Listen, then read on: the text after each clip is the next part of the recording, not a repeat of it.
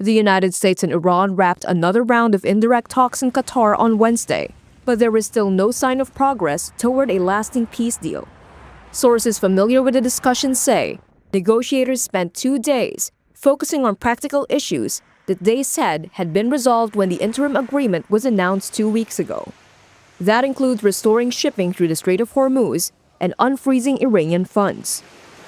Qatar's foreign ministry said the talks made positive progress and said another round is expected after the funeral of Iran's late supreme leader Ayatollah Ali Khamenei next week. Sources told Reuters that the nuclear issue did not come up in Doha. This despite Iran's nuclear program being the main reason President Donald Trump launched the war along with Israel in the first place. Still, Trump said they are making progress on that front. The denuclearization of Iran is moving along well.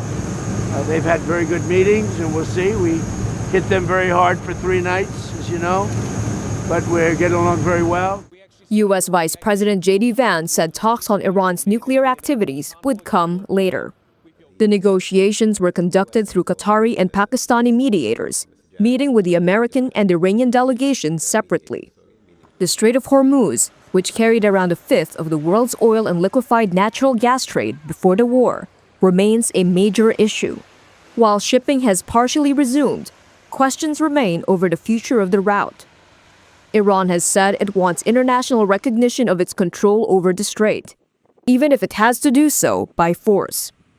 Trump's comments on Wednesday helped push oil prices to their lowest in months, though analysts say conditions in the Strait of Hormuz remain patchy, unpredictable, and not fully transparent.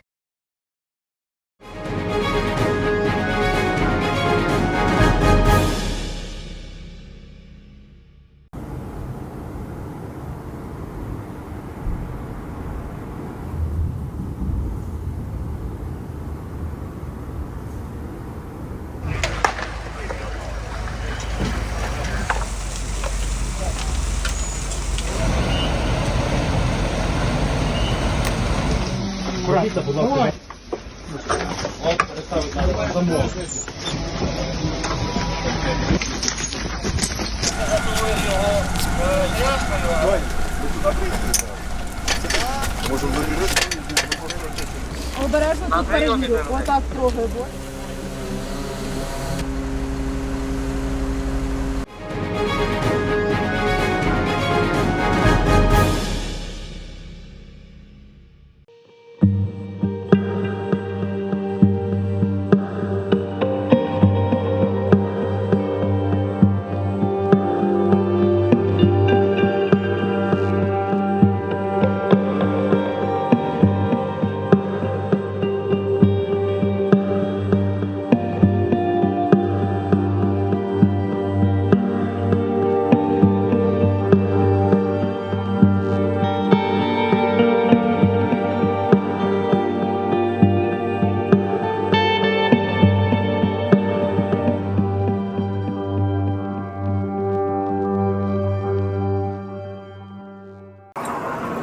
Hello?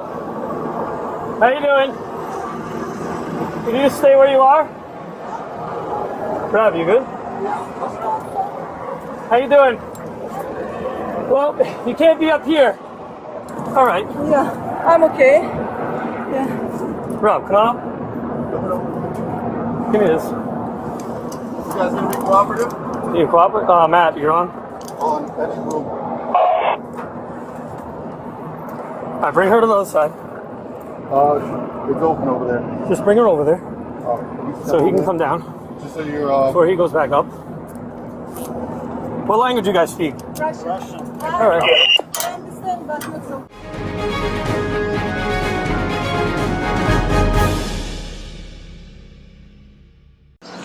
Local and international rescuers continued a desperate search for survivors on Tuesday, a week after twin earthquakes devastated Venezuela.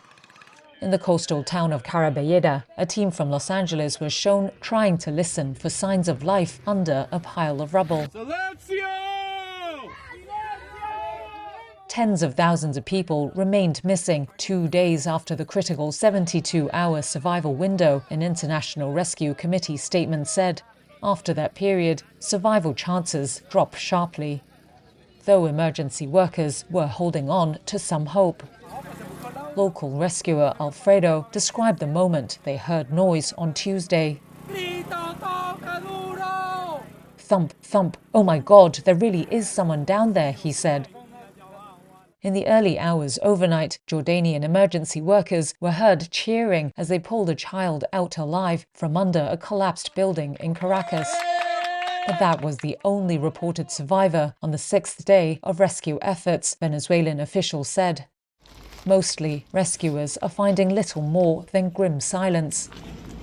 At a crumbled parking lot in La Guaira, members of Spain's military emergency unit were shown climbing into tight spaces and using sniffer dogs to search for survivors. In the end, they could only tell local residents that they will try and retrieve the dead bodies inside. La Guaira's main port is now a makeshift morgue with empty coffins stacked throughout the space. Bodies are laid out in bags, waiting for loved ones to identify them. The government's latest body count has shot past 1,940, but authorities are expecting a much higher death toll. A United Nations coordinator said on Monday 10,000 body bags were being procured, while a website for reporting missing people put the number at about 43,000. And not all are getting professional help. Residents from various areas told Reuters they had to try and dig out survivors or bodies by themselves. There has been backlash over what Venezuelans have criticized as a slow and inadequate response by acting President Delcy Rodriguez's government, and it comes as worries grow for the millions of people estimated to be affected by the June 24th quakes. Aid agencies are appealing for more relief, with Venezuelans at risk of hunger and disease. According to the International Rescue Committee, the scale of response does not meet the scale of humanitarian need.